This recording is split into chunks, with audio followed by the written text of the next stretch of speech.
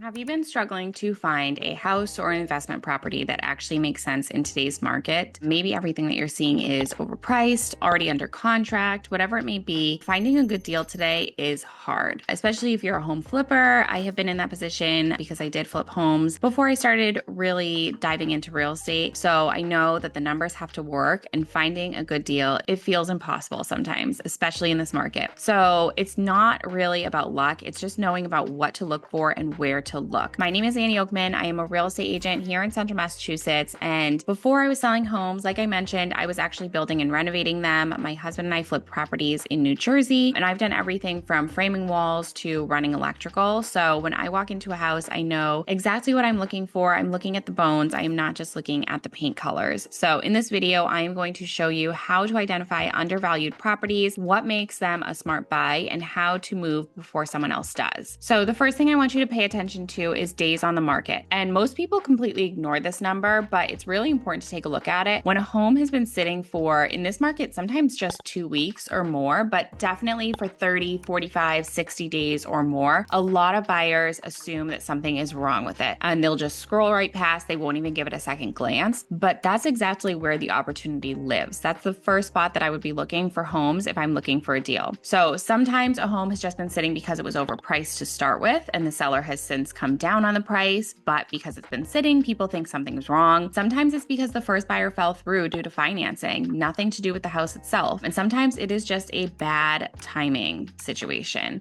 or a slow launch. So your job is not to assume the worst. Your job is to understand why it is sitting. And that's where I come into. Reach out to me. I'm happy to get all of the information, find out what happened, why it's sitting. Longer days on the market often means that the seller is going to be more motivated, and a motivated seller is someone who may be willing to negotiate on the price, the closing costs, or terms that a seller with 3 offers on the first day is just not going to budge on. So in Central Mass right now, inventory is still very tight in a lot of different price ranges, but there are definitely homes that are sitting a little bit longer than others. So those are the ones that are definitely worth a second look. So next, I would say take a look at bad photos. This is probably my favorite because it is so consistently overlooked. Not every seller hires a professional photographer, or not every real estate agent hires a professional photographer when they list, and not every listing agent is writing a compelling description. I've seen a lot of one-liners in the description lately. Things like, don't miss out on this 3-bedroom, 2-bath home. It's giving you no information. I've seen just a ton of properties listed right now that just have so little information. And honestly, the result is buyers are not as interested. If the photos are not great, the description isn't telling you what it is that they're buying, people aren't taking a second glance at this. So a perfectly solid home gets buried in the search results because the photos are just making it look dark, cluttered, or just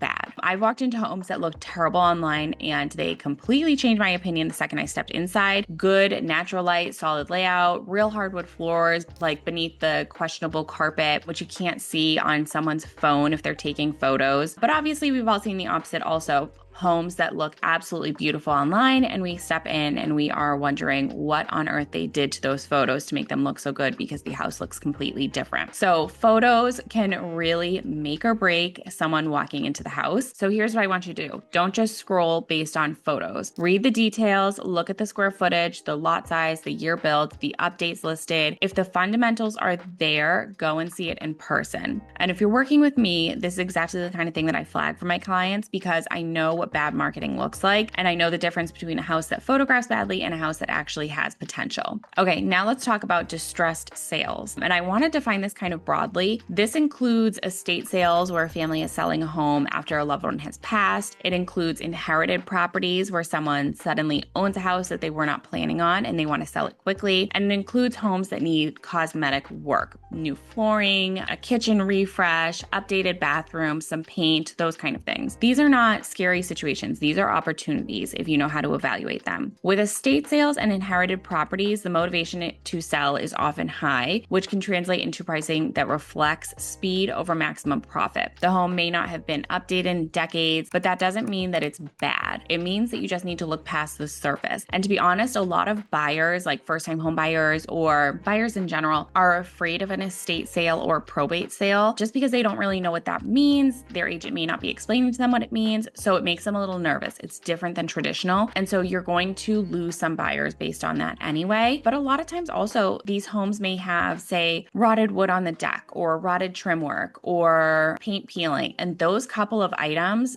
will also be flagged by a first-time homebuyer's appraisal. So their lender would not lend on those properties also. So it may also kind of knock out a little of the competition as well. You would need a construction loan for some of those items. So that's a first-time homebuyer, an FHA 203K loan that you could get, or a construction loan. And honestly, it's very possible if you are a first-time home buyer, don't let that scare you. It is very, very possible. If you're open to a little bit of work, this is something that we can do. But I'm just saying it's one of those items that does tend to shy people away from these type of homes. With fixer-uppers, the keyword is cosmetic. There is a big difference between a home that needs new flooring and paint versus one that has foundation issues, outdated electrical, etc. So this is really where my construction background comes in and helps with my buyers, because I can walk through a property and give you the realistic read on what it is that you're dealing with before we have our home inspection. Just an update on what the home inspector is going to be looking at, what the appraiser is going to be looking at, etc. So the upside on a well-chosen fixer-upper in Central Massachusetts can be significant. You are buying at a lower price point and you're putting work in, either yourself or through a contractor. And that's building equity in a way that a turnkey home will not have for you. So it's a great option if it's something you're willing to do. So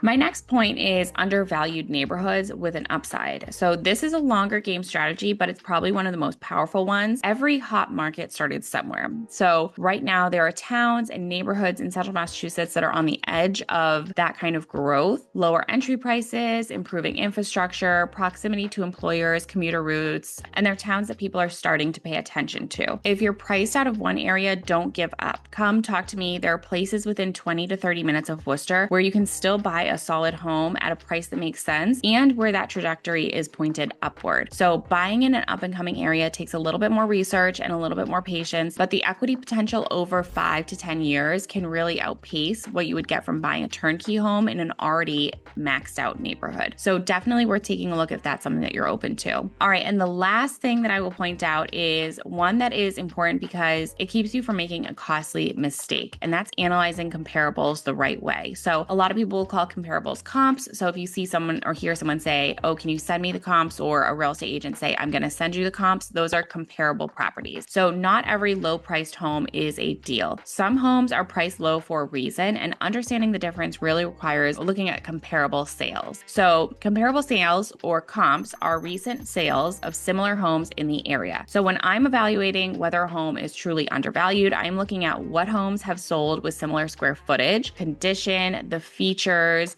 in the last 3 to 6 months. And I prefer the last 3 months, specifically in this market that we're in. But if we don't have any comparable sales in the last 3 months, we're going to be looking into the last 3 to 6 months. And how does this listing that we're looking at compare to those homes? So if a home is priced 20% below what everything else is selling for, I want to know why. Is it the condition, the location, any issues that came up with a previous inspection, or is the seller just motivated and wants to sell quickly? The answer to that question really changes everything, and that is where working with an agent who knows the local market really matters. I can pull the comps, I can walk you through the numbers, help you understand whether the price looks low or whether it's a real opportunity and what that number is really telling us. So to recap, the best deals in today's markets are not always the ones that have the flashiest listings. They are the ones that are sitting a little longer, photographed a little bit worse, priced in a neighborhood where people haven't discovered it yet, or in a condition that scares off other buyers who don't know what they're actually looking at. And that's exactly where I spend my time looking on behalf of my clients. Have you ever come across a home that seemed underpriced or maybe too good to be true? Or are you actively searching for a deal right now? I would love to know. Drop it in the comments. I would really like to know what it is that you're seeing out there, what your feelings are on the current market. And if you're searching in Central Massachusetts and you want a second set of eyes, I'm always available, happy to help. So reach out. All of my info is in the description. And if you found this video helpful, hit subscribe and keep an eye out for other content. All right, have a great week. I'll talk to you soon.